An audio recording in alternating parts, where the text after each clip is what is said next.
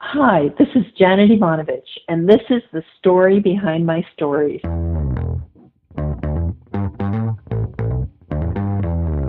You're listening to the Author Stories Podcast, bringing you the story behind the stories and the storytellers. Margaret White, Terry Brooks, Sheena Kamal, Matthew Quick, JT Ellison, Walt D. Williams, Brad Thor, Corey, Dr. O, Brandon Sanders, Robin Mock, Ernest Klein, Jim Butcher, Sherwin Harris. Visit hankgarner.com for archives of all the shows. Today's guest is Janet Evanovich. It's episode 262 of the Author Stories Podcast. Find all of the archives of the show at hankgarner.com. If you find some episodes that you like in the archives, would you do me a favor and share those with your friends, family, and loved ones? I would really appreciate that. I hope you enjoy all of the great shows that we bring you, and the reason we're able to bring you such great content is because of our sponsors, and I would like to thank some of those sponsors. If you would like to sponsor the show and highlight your product or service to our audience, go to hankgarner.com, and there's a link in the menu there at the top that says advertise, and you can highlight your product or service to our audience. Nick Breaker's book Essence, Book 1 Septima, one of the best science fiction writers I know. Nick Breaker weaves some of the best science fiction adventure stories you'll ever read.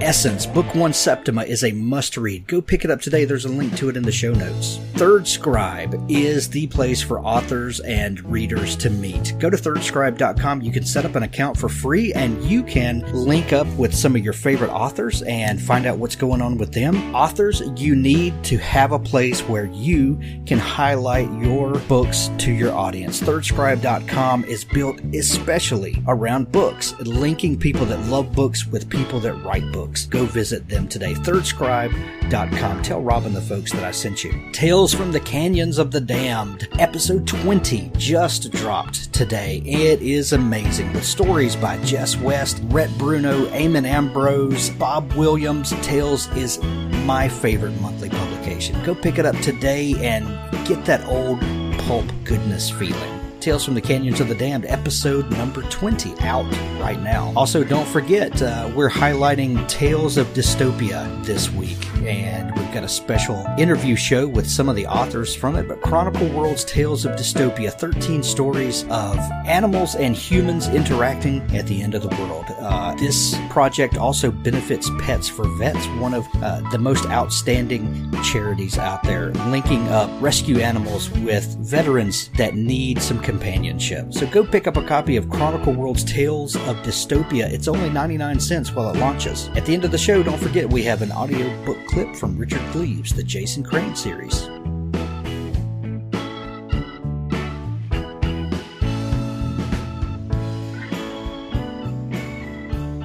Well, thanks for joining me again for the Author Stories Podcast, where I bring you the story behind the stories and the storytellers. Today, I'm excited to have Janet Evanovich on the show with me. Janet is the author of thousands of books by now, Janet, is it? Yeah, seems like it anyway. Right. Welcome to the show. Thank you. Janet, I begin each show with the same question, and that question is, what is your first memory of wanting to be a writer or a storyteller? It actually came kind of late in life because I was always the kid that could draw. And when I went to college, I majored in fine arts. I was a painter. And then I got married, and I had a couple kids, and I was a stay-at-home mom. And I was becoming more and more disenchanted with painting. It wasn't satisfying, and I didn't feel like I was communicating to people in the way that I wanted to communicate to them. And it occurred to me that whenever I painted something, I was always telling myself a story about it. And I thought to myself, maybe I should pay attention to this. Maybe there's something here. And so I decided that I was going to try my hand at writing. And that was that was a long, slow process learning how to be a writer because I had no background for it. I was a stay-at-home mom. My vocabulary had become very limited with 2 toddlers. So, but that really was the first time that I thought about writing. It wasn't when I was a kid. It wasn't when I was in college. It was, I was, pretty much into my 30s when that hit me. Wow. Were you a big reader when you were a kid? Well, I was a big reader, but, not of real serious stuff. I was a comic book reader. And me to this too. day, I love comic books. I still have a subscription to Uncle Scrooge. I love it. I love it. That's really funny because I chatted with Diana Gabaldon a while back, and I think she started writing Uncle Scrooge comics. How funny. Really? Yes. Wow. Yes, Yeah. yes. Well, Uncle Scrooge really gave me the background for the kind of books that I write now, because I think that for the most part, you find me in a mystery section, but I think that I write an adventure story. And Uncle Scrooge was all about adventures. He and Donald and Huey, Dewey, and Louie, they were going off to the Amazon. They were going to Alaska. They were always in search of gold and treasure and getting into all kinds of, problems. And I think that's what I do now. Yeah, and your wit also I can see rooted in some of that, because you put your characters in precarious situations, but there's always room for a little self-deprecation or a little comedic timing to let the reader take a breath for a minute. Yeah, and I think some of that certainly comes from growing up with I Love Lucy. There's a lot of Lucy in me. And some of it comes just from my own background as a kid, because I grew up in Jersey, and I think Jersey is to a large extent responsible for my attitude, good or bad. And I was a third-generation American living in a pretty much a community. And so I think there was something in that mix that just, gave me my sense of humor. Yeah. Tell me about that first book that you started writing, when you said that you were painting and you realized you were telling stories. What was it that you first set out to do? Well, I had come from the Douglas College Art Department, which is at the time was part of Rutgers University in New Jersey. And we had some very famous, amazing, wonderful art teachers, because they all came in from New York, but pretty far out there. And so the idea that, that we had as art students was that you did art for yourself. You put yourself onto that canvas, and if someone came to the canvas and got something out of it, that was great. But basically, that was, icing on the cake.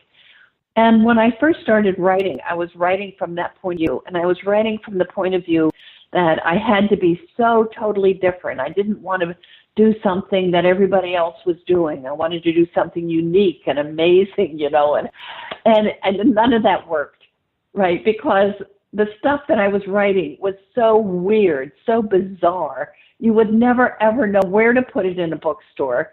And anybody who read it would be so shocked at the time that, so that didn't fly. So it took me a lot of years before I got over that and realized that it didn't work for me. This idea that you do art for yourself, and that just wasn't who I was. I wanted to do things for other people. I wanted to communicate. I wanted to be part of a larger community. I wanted to have readers worldwide. I wanted to be, a part of the whole. And so that was a big turning point for me when I stopped writing solely for myself and started trying to understand exactly who my reader was and what they wanted from me and what I could give to the world. And I wasn't thinking in terms of that sounds pretty lofty right there, like, really big idea. It didn't seem so at the time. It just seemed like I was trying to get over myself, And I also was realizing at the same time that maybe this idea of writing this unique, bizarre thing wasn't working for me either. I was a young mother and wife, and I knew about love and family and romance, and I was reading romance stories. I mean, that was, I was a stay-at-home mom, and I would go and I would get the little romance stories. And so that was where I went, and that was where I finally had my success. It's really funny, Janet, that you talk about those high and lofty goals, and for someone who has no success yet, we look at those high and lofty goals as, well, she's setting goals that she can strive toward. But then once you have success and you tell people those things, they think, oh, well, she's just out of her mind, and she's just lording that over people. It's really funny that the perspective changes everything. Well, I mean, the high and lofty goal is just getting published. Exactly. I mean, that is an insurmountable problem, and I think it's even more difficult now than it was when I started, because it's just much more complex now with Amazon and blogging, and it just the whole structure of getting published has changed, and I'm not sure it's changed for the better. It's just changed. And while I had this dream, that I wanted to be published and I wanted to communicate with all kinds of, of a lot of people, I wanted to have a very large audience. I didn't really ever think that would happen. I don't think. I don't ever, back then, I don't think I ever imagined that I would have the success that I have right now. I just wanted to write a book, and I just wanted to be published. I was happy being published in a very small way. I didn't think in terms of world domination. I mean, it would have been nice. I mean, that's one of those, you look at writers that you admire and that you love to read. And, for me at the time, it was like Nora Roberts. And that was just, not even something that I aspired to. I think, and part of the reason was because I struggled for so long. I mean, it was 10 years from the time I first sent out a query letter to the time I finally got published. And so you make a lot of adjustments over those 10 years. It's a really sobering experience where you start out. I mean, when I first decided that I was going to write a book and I was going to get it published, my whole thing was, I'm going to write a book, and Hollywood is going to come knocking on my door, and they're going to want to buy it, and it's going to get made into a movie, and I'm going to be rich and famous. And that was like day one. And then 10 years later, I was like, holy cow, if I could just write a book, I would pay a publisher. I don't even want to, I'm not even going to the rich and famous area. So, but life is very strange, right? It's an adventure like Uncle Scrooge. You never know. Right, exactly. You began writing romances, like you said, and you had success with that. But at what point did you decide to switch and start writing mysteries and the thriller type books that you're writing now? Well, I sort of got kicked out of romance. I did, I don't know what, 12 of those of little category romance novels. And about halfway through that, and that was over I think a 5-year time period. And I loved the audience. I identified with those people. I loved many, many things about the romance genre. It was, at least the kinds of books that I was writing. It was positive. I liked the characters I was creating. I was having a hard time getting enough pages out of sheer relationship. I didn't like writing the very specific sex scenes. I didn't like writing the small book. I wanted to stay with my characters. I wanted to get to know the characters. I wanted to develop the characters. And so about halfway through that career, it became apparent that I wasn't exactly in the right spot. And I had a lot of humor in my writing. And there wasn't a lot of humor in romance at the time. I was kind of the token humor writer in the romance stable. You know, I was writing for Bantam Love Swept. And little mysteries kept sneaking into my stories because, like I said, I just couldn't get enough pages out of the relationship. I needed better plot structure. And the editors kept ripping all the little mysteries out of my stories and, kind of stamping their foot on my crazy, I Love Lucy antics.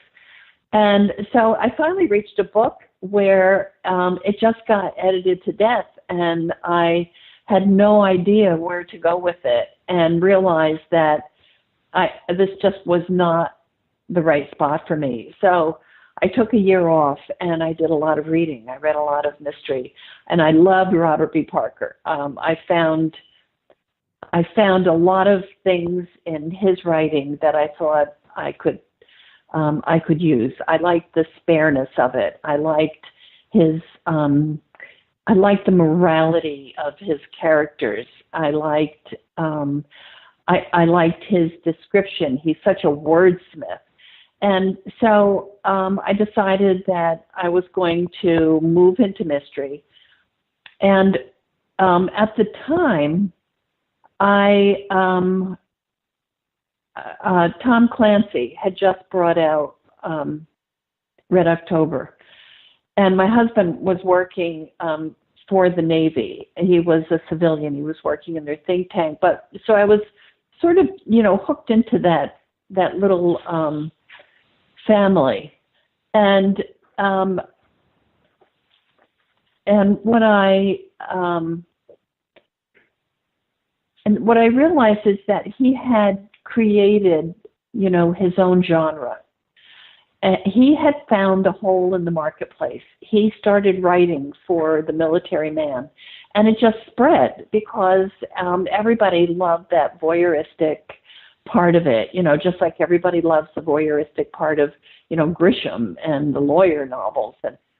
And so what I decided was that I couldn't do anything as big as what Clancy did, but I could do something similar. I felt like the hole in the marketplace for women at the time was that there were a lot of women who had brought in the female protagonist, but they were kind of a hard-boiled female protagonist.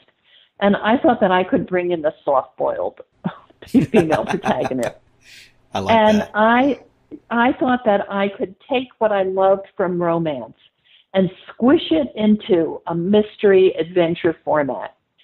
And it was something that I wanted to read. And I thought that, I think I'm a very typical person. I grew up in a small immigrant town. I think that my background, my socioeconomic background, my education background, I think I'm very typical, not just in Jersey, but throughout the country. I represent a wide cross-section of Middle America. And so I thought if this is something that I would want to read, it's something that other people would want to read. And it wasn't something that was easily available out there.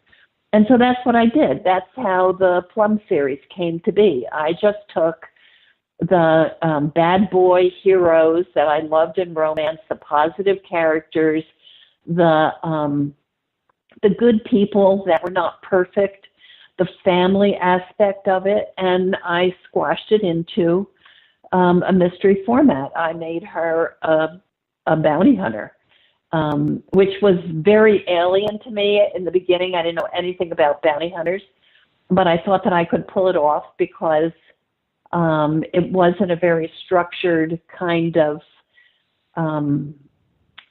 element attached to crime. I didn't think that I could pull off a cop show because I didn't know anything about cops. And I didn't want to do another PI because I just thought there were some women out there who were doing it better than I ever could. Sue Grafton, Sarah Paretsky, there were a lot of wonderful PI female protagonists. So that's really how that whole thing came about for me. You said something earlier, Janet, that really kind of resonated with me, and I know it will with a lot of listeners, and that you realized that when you stopped writing solely for yourself and started writing for a community of readers, that you felt like you were on to something. As writers, we all think that we have something to say, or we wouldn't be writing, or at least we want to, communicate with someone. It really is, this, how can I say this? They're a segment of writers that only want the recognition of writing, but it's the people that find a way to communicate with a larger audience, that really become endeared to readers.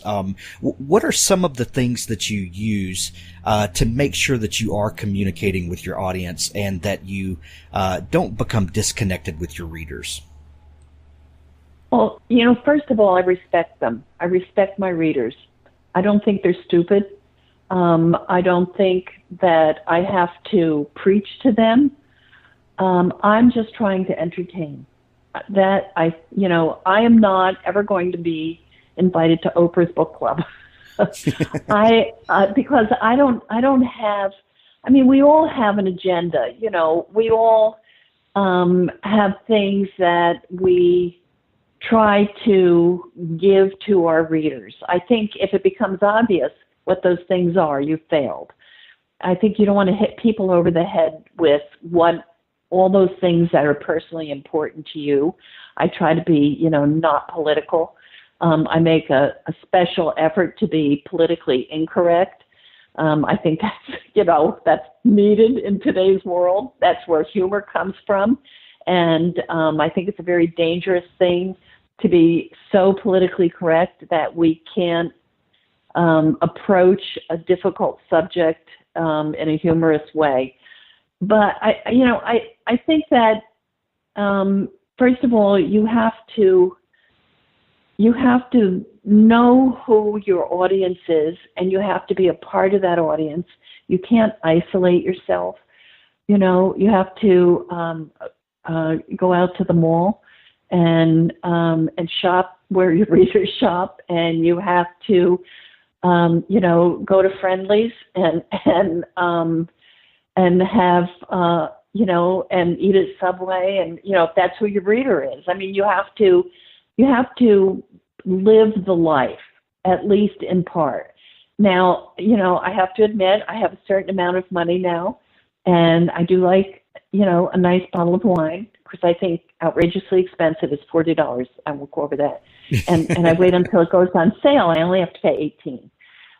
But, I have a very nice lifestyle now. I can afford a lot of services because I make a decent amount of money, and those services allow me to be a full-time writer. Not everybody has that privilege.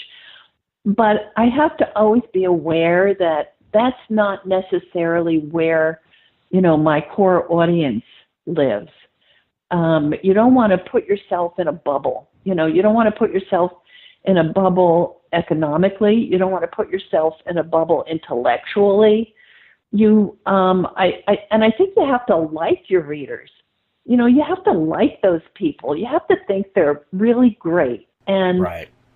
I get emails and I get snail mail letters, and I know that, from people who have had sickness, who have lost loved ones, who have had very difficult lives. and they're appreciative that I write books that are positive and that make them laugh and make them smile. And I mean, that's what it's all about, right? That's why we do this, because that's where the reward is. I mean, okay, it's nice to get all that money. I like it. But the real great part is that you're doing a good thing. You know, you're giving something back. And you have to just always have that attitude. You know, you have to I think this is a service organization, what we do. I think that being a writer is a calling. And, you know, and you have to enjoy that part of it. Yeah, and you have to have fun, right? You have to have fun with it. You have to have fun being a writer. You have to have fun going out and saying hello to your fans. I don't do a lot of book tours anymore. I used to do like 22 city book tours, but there aren't any bookstores. You know, it's very difficult to do a book. And, you know, and then I used to do book tours in, you know, places like Costco. And then we would have 2,000 people show up, and they would like use all the shopping carts and clog up the parking lot.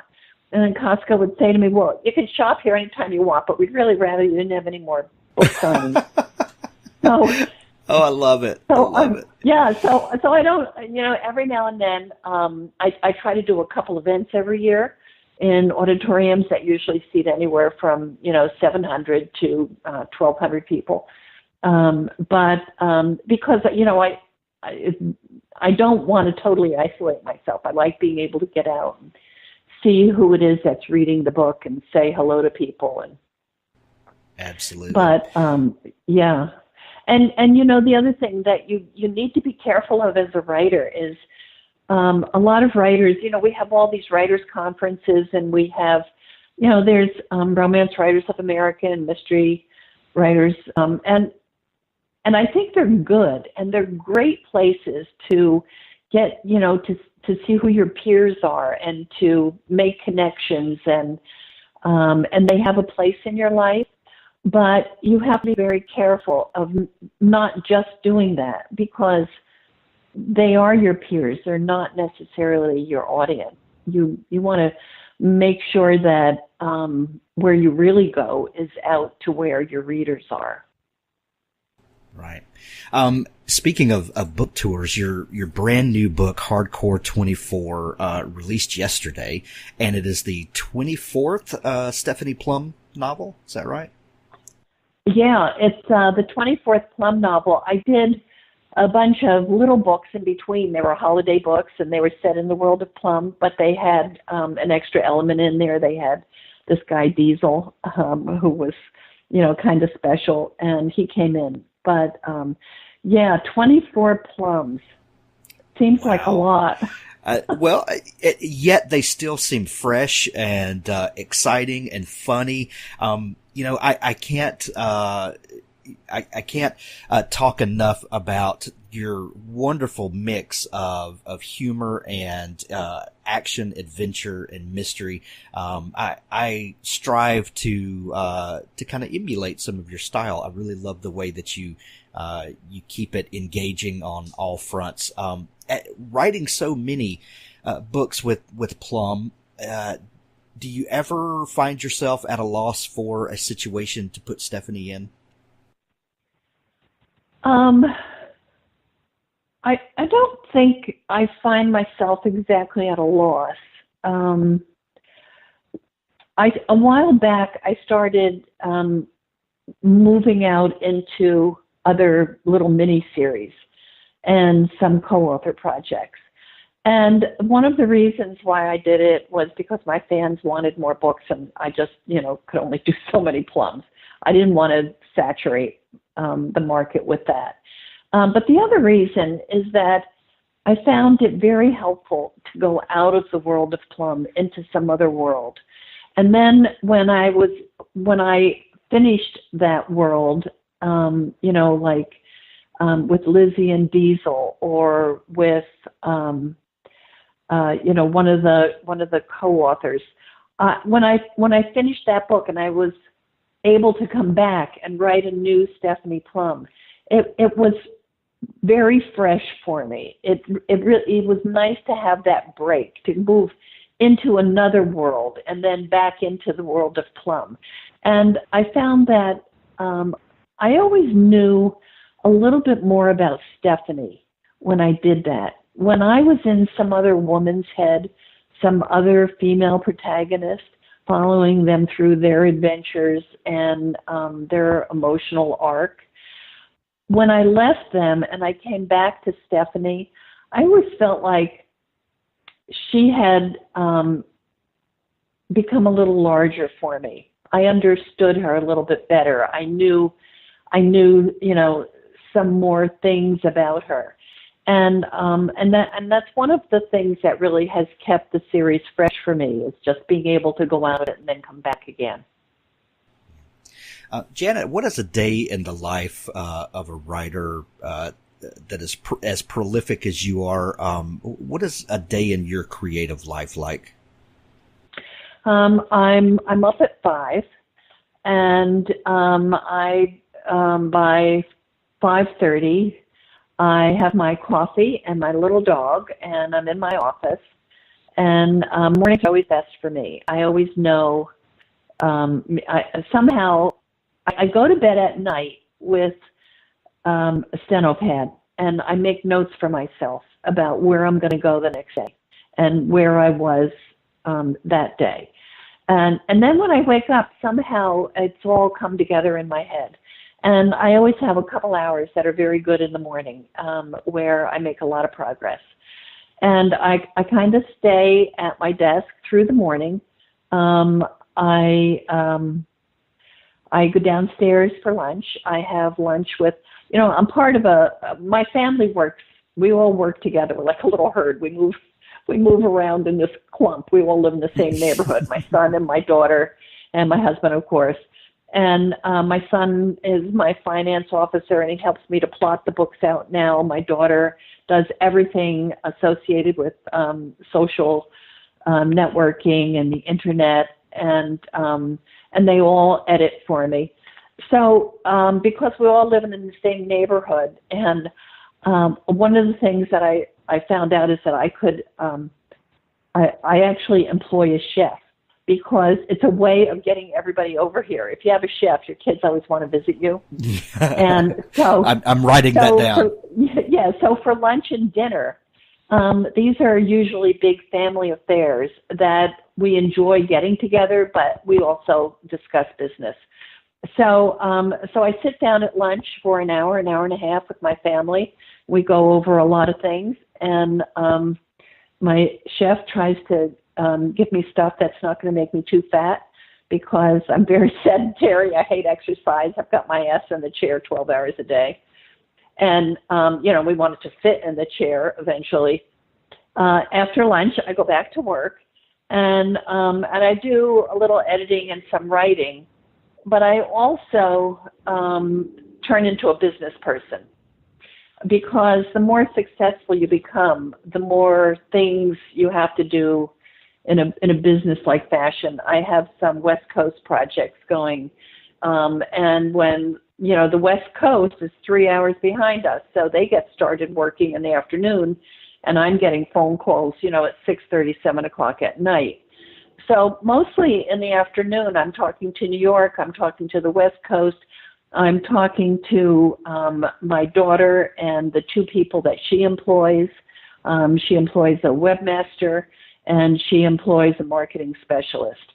And we are going over plans and finances and where we're going to be in 3 months. And I'm talking to my editors in New York. And then I stop for lunch, and again, it's a family affair, and probably more social this time, because I have 2 grandchildren now. And we all get together, not every night, but a lot of nights. And then I usually go back to work and work until about 7:30. And then I go downstairs, and that's time for my husband and me. And we watch television, or we might go out for a late dinner. And that's pretty much my day.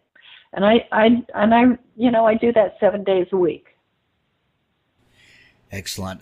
Janet, you are a huge inspiration to a lot of people in the writer community, and I know a lot of readers really adore your books and look forward to every release. The new book is called Hardcore 24, a Stephanie Plum novel.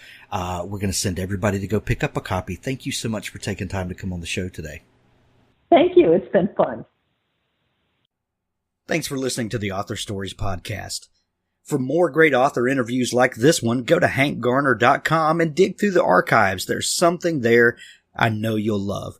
Now stay tuned for a special audio clip from Richard Gleaves' The Jason Crane series. Brian moved in closer, entering the rusty greenhouse through its eastern arch, keeping clear of the subject's line of sight. He pressed through the rose house, nothing but thorns, and into the grapery, nothing but vines. The meditation tones of the wind chimes were like fingers lipping crystal goblets. Two marble children hugged each other, swallowed by the swamp of a neglected fountain. Brian's shadow entered the palm house, the domed space at center, and the rest of him followed. Brian took aim at the figure's back and whistled. "Hands up there!" The figure waggled its shoulders a little, reaching for a weapon maybe. "Did you hear me? Hands up! Now!" Brian circled the intruder. He took out his penlight and shone it in the man's face. "Shit!" Burlap and buttons. Just one of the stupid scarecrows. He thumbed his comm. "False alarm!" But Abby didn't reply. He'd lost signal. He slung his rifle back and put up his fists. He delivered a slow-motion punch to the scarecrow's head. An old potato sack with black lettering down one cheek. Its red button eyes were sewn on with plastic thread, maybe dental floss.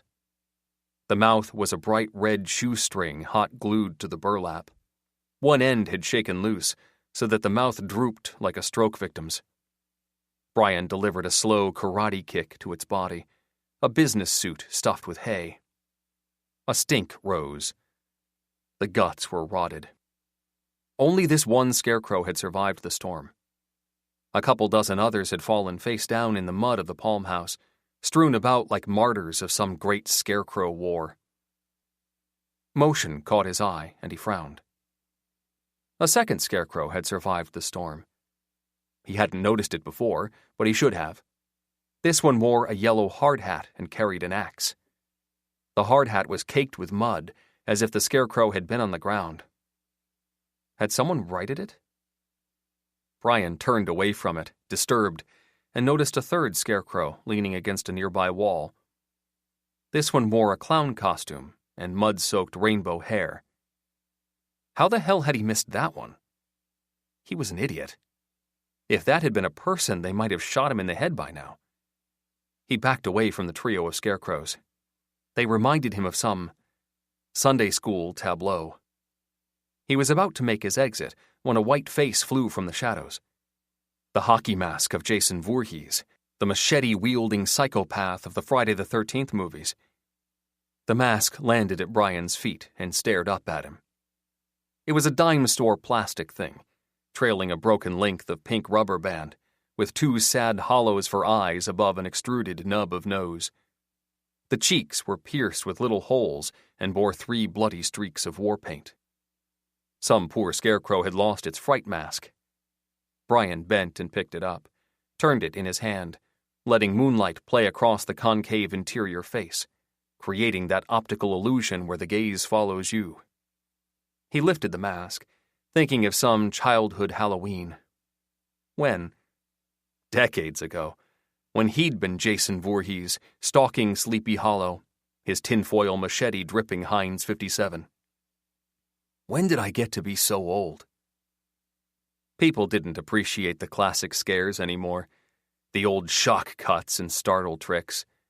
He made little panting horror flick sounds, ch-ch-ch, ah-ah, held the mask to his own face and looked through its cut-out eyes.